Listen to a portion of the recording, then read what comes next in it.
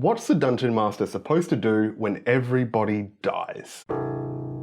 Dungeons & Dragons is pretty flexible, mighty nimble, but there are two situations which could potentially snap the Lost Mines of Phandelver right in half. The first situation would be if the main villain gets defeated early, or the second situation could be if the entire party gets defeated in a total party kill. Today, we're going to talk about both of these difficult situations and how to recover from them as a Dungeon Master in ways that don't suck. What to do if the Black Spider dies early. If your main villain dies before your adventure's climax, it can rip the guts right out of your momentum. All of the tension and drama that you've been building, stacking higher and higher like Jenga blocks, it collapses before you've reached that dramatic summit. Now, once the main villain's dead and the drama's gone flat, does that mean the campaign's over and everybody just goes home now?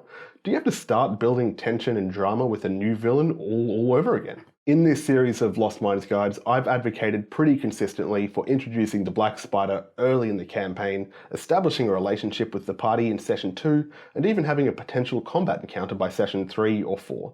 Now this might seem like a little bit of 1983 risky business. I mean, if your players are the stab first, fireball later types, things might get more lethal during these first meetings with the villain than you are prepared for. But I prepared for this with a special little contingency, a little mechanism to keep the Black Spider alive. In her revised stat block, she has this one-time use of Dimension Door by breaking her contingency necklace. I gave her this little unfair escape mechanism because I don't want her to die before the final session. But is that really satisfying for the players to have the bad guy escape their great plan? I mean, what if the players are really crafty and they've stunned her so she can't use the necklace? Or what if the players disable or steal the necklace? I think if the players have an exceptionally good plan, I reckon it behooves us as Dungeon Masters to be charitable to the prospect of that plan succeeding, even if it means our main villain gets killed halfway through the story. In this instance, being charitable to the players' plans and letting our main villain die early, it means we're going to have to do a little bit of a retcon. I've talked about retcons briefly before, but let's go into a little bit more depth.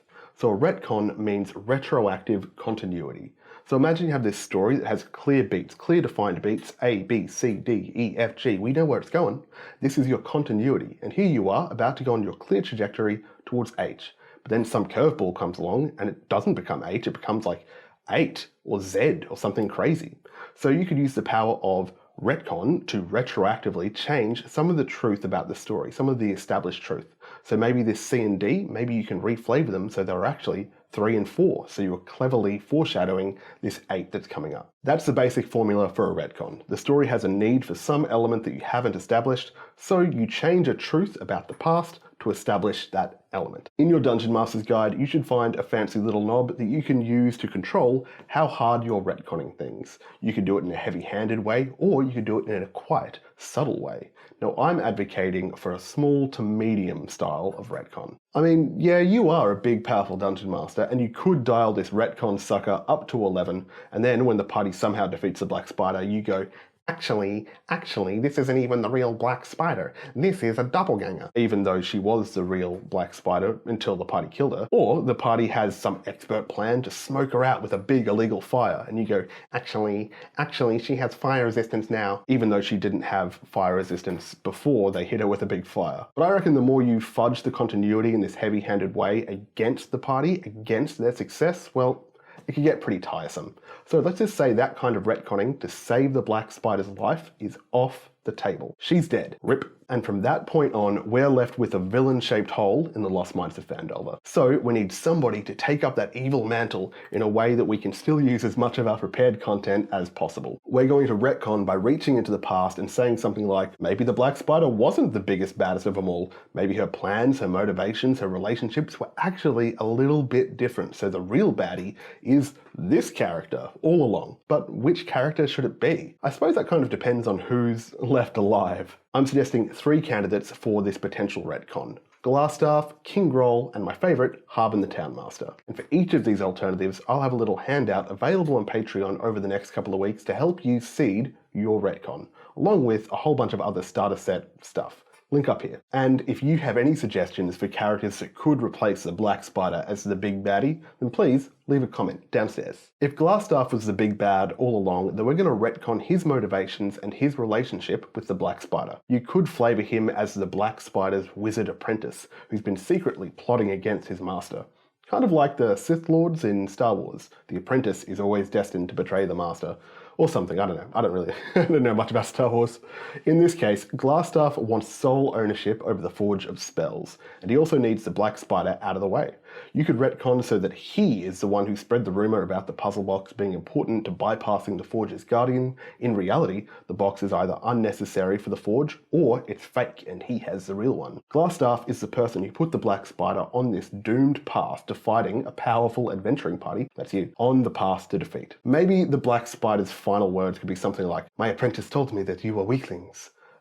He told me that I needed your mysterious trinket. I fear that the Yano has betrayed me." And if the party has already met Glassstaff, then you could have someone roll a retroactive perception check to recall noticing something incriminating in his office. And if Glassstaff is currently under arrest, well, from this moment, he has escaped. Another candidate for our big baddie replacement is King Groll. This one feels a little bit weaker than the other options because it's a much softer retcon.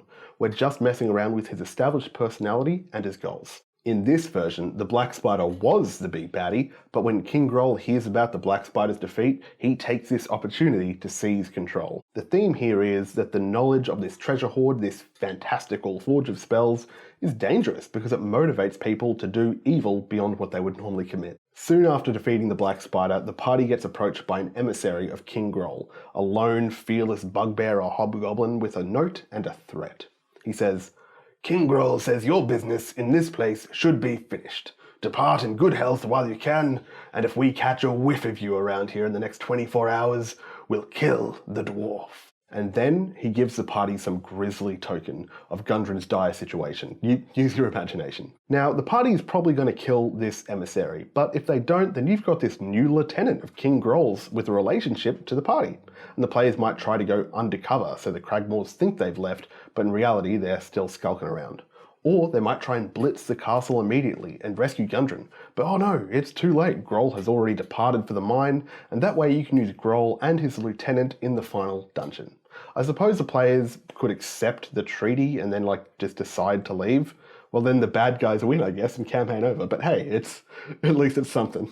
This is my favourite, silliest idea. We are retconning the Black Spider's goals, the character of Mormesk the Wraith a fair bit, and the character of Harbin the Townmaster a whole lot. In this situation, the Black Spider's dying words would be something like, "You are playing right into his hands. Only I have the will to resist the Wraith and take the Forge. Mormesk will dominate you like his fat meat puppet." And what this means is Mormesk the Wraith, who is the dead wizard in the Wave Echo Cave, he is somehow amplifying his power and controlling Harbin the Townmaster.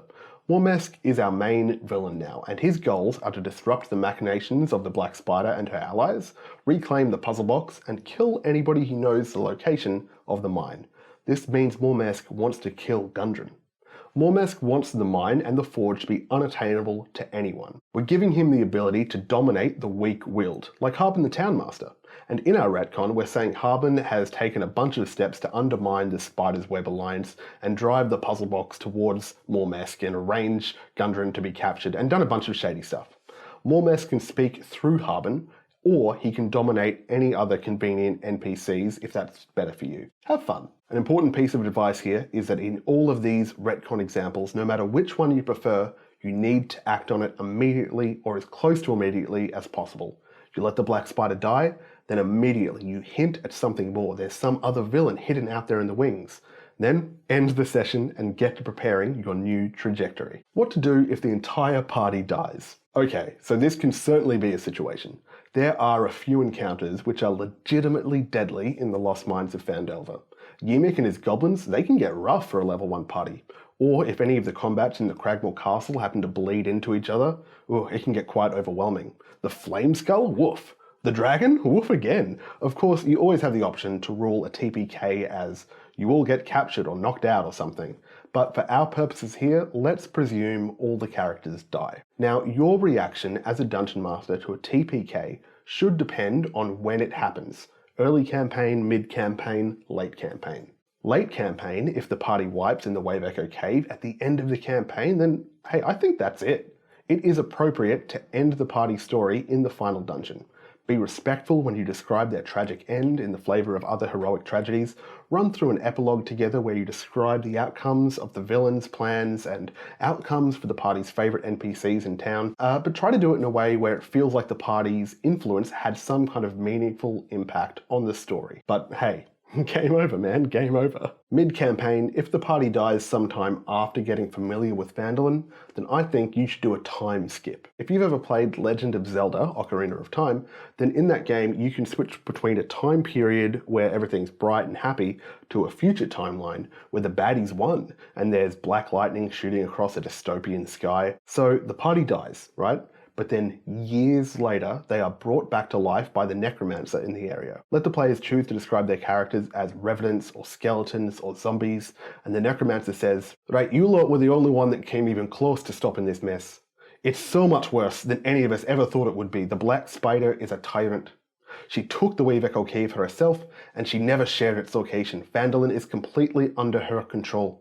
You're going to have to find the corpse of your friend, talk to his spirit to find the location, sneak in, and take her out. Balance-wise, use the same or similar encounters from the official module or from my advice, but paint your descriptions with a dystopian brush. And as a final reward at the end, the Forge's power could all be channeled into one of the undead players to resurrect them, destroying the Forge and giving you a really cool moment where somebody gets to come back to life. I don't know, that's kind of fun. Early campaign. Now that's rough. That's pretty rough. Imagine the party dies in the first session. Yikes. Okay, so I've only had one TPK in my whole dungeon mastering life, and we ended up making new characters after the second session and telling a kind of tangential story to our original campaign. In this case, the players should make new characters at level 2. And I want you to imagine the people in Phandelver waiting for their supplies, the people waiting to be saved from the tyranny of the Red Brands. Give the players the context of Phandelver so they can create these new local heroes, these townies with the guts to step up. Maybe one of them could play Sildar, or maybe one of them could play one of Gundren's brothers, and then continue the story from there. If you do this though, you need to find a way to make the new characters care about Gundren and care about the puzzle box. So the Red Brands, maybe they should be mighty chatty about their alliance and the fact that they've recovered a powerful artifact from some dwarf or some dead party. Hey, we killed a bunch of people and we took their stuff, ha ha ha. The party will hate that. If you mock them dying, they will hate it. If you've gotten this far in the video, you legally must subscribe to the channel. You will go straight to prison. I'm warning you, don't go to prison over this, just subscribe to the channel. But everybody down here, these are all my patrons. Thank you, patrons, for the lovely support. I'm going to be putting up the resources, the handouts for these retcons onto Patreon in the next 2 or 3 weeks. It's going to be great. And remember, down here in the bottom right, you can find a link to my podcast. No plan, no problem.